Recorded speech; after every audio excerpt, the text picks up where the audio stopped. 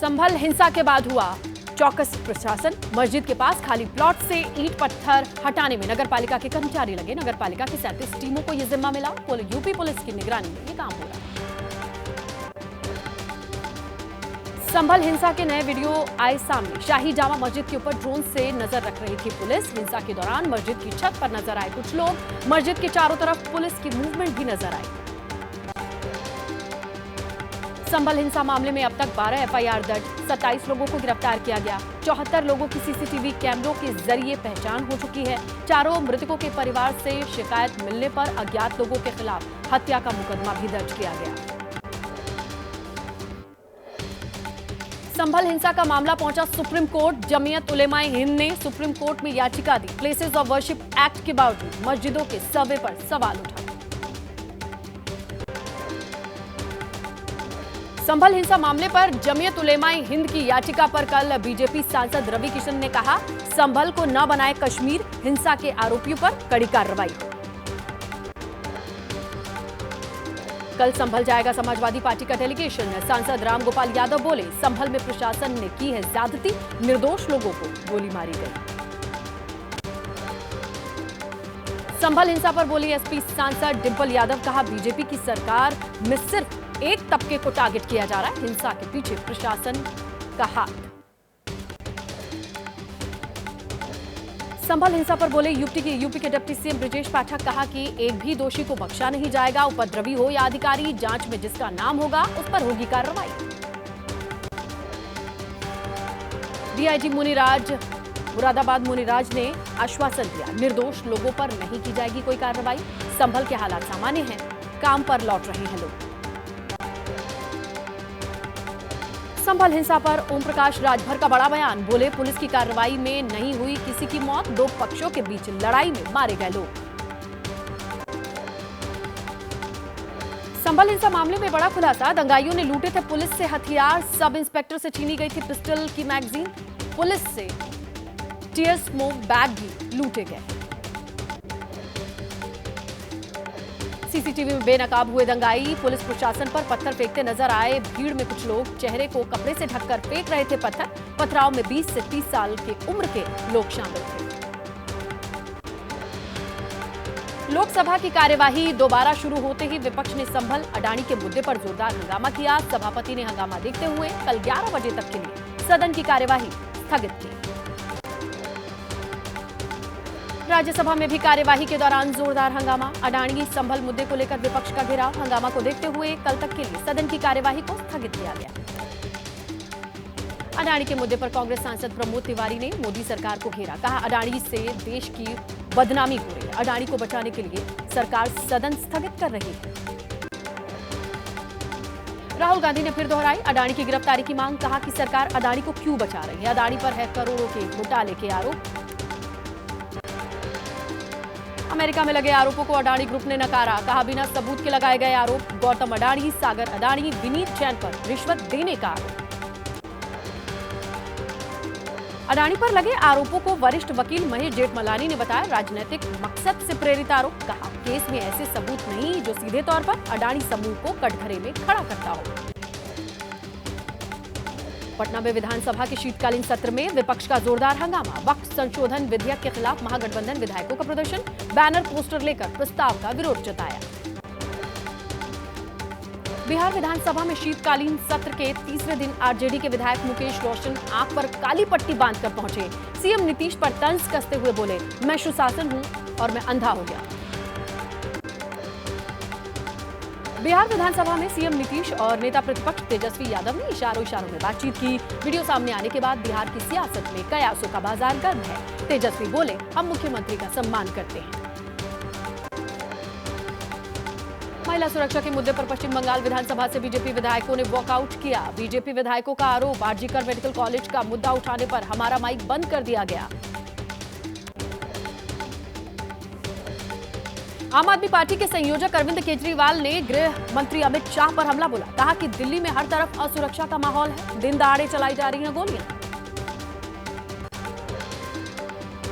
केजरीवाल ने दिल्ली की सुरक्षा पर सवाल उठाए तो बीजेपी ने केजरीवाल को दिलाई विकास की याद। केंद्रीय मंत्री हर्ष मल्होत्रा ने कहा, दिल्ली की गलियों का बुरा हाल है, विकास पर ध्यान दे केजरीवाल। लखनऊ में हो रही बीजेपी संगठन की बैठक, प्रदेश अध्यक्ष भूपेंद्र चौधरी, संगठन महामंत्री धर्मपाल सिंह समेत पार्टी के पदाधिकारी मौजूद। बीजेपी संगठन में के चुनाव की प्रक्रिया थी। यूपी के प्रयागराज में इलाहाबाद यूनिवर्सिटी के दीक्षांत समारोह में पहुंचे सीएम योगी, कार्यक्रम को संबोधित किया। कहा, जिन लोगों ने संविधान से छेड़छाड़ कर लोकतंत्र को कमजोर किया, वही लोग संविधान को बचाने का ढिंढोरा पीट रहे हैं। उद्धव ठाकरे को महाराष्ट्र के जनादेश पर नहीं हो रहा है विश्वास। ईवीएम को लेकर आक्रामक हुए उद्धव। जिन बूथों पर गड़बड़ी की आशंका, वहां 5% वीवीपैट की रिकाउंटिंग के लिए याचिका दायर करने की तैयारी। महाराष्ट्र में सीएम चेहरे के लिए शिंदे गुट और बीजेपी में रस्साकशी का दौर जारी है। सूत्रों के मुताबिक एकनाथ शिंदे ने बीजेपी को दिया नया प्रस्ताव। फडणवीस के सीएम बनने पर सरकार का हिस्सा नहीं होंगे शिंदे गुट। बीजेपी को मंजूर नहीं एकनाथ शिंदे का ये प्रस्ताव। महाराष्ट्र के जलगांव में वारकारी संप्रदाय ने एकनाथ शिंदे को दोबारा सीएम बनाने की मांग उठाई। एकनाथ शिंदे के लिए आदिशक्ति संत मुक्ताबाई मंदिर में विशेष पूजा की। मध्य प्रदेश के राजगढ़ में राज्य मंत्री गौतम टेटवाल ने अजान को सुनकर बीच में अपना भाषण रोका। अजान के बीच मंच से कहा, सर्वे भवन्तु सुखिनः। सोशल मीडिया पर वीडियो वायरल। वृंदावन में श्री कृष्ण जन्मभूमि मुक्ति न्यास की अंतर्राष्ट्रीय धर्म संसद का आयोजन किया गया। धर्म संसद में देश भर से आए साधु संत शामिल हुए। आचार्य प्रमोद कृष्णम बोले, सनातन को एक करने का काम कर रहे हैं।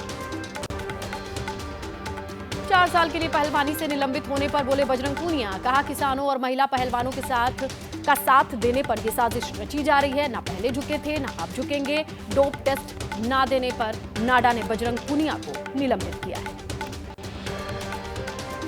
कोलकाता में ईडी का बड़ा एक्शन। प्रयाग ग्रुप में ईडी की टीम ने छापेमारी की।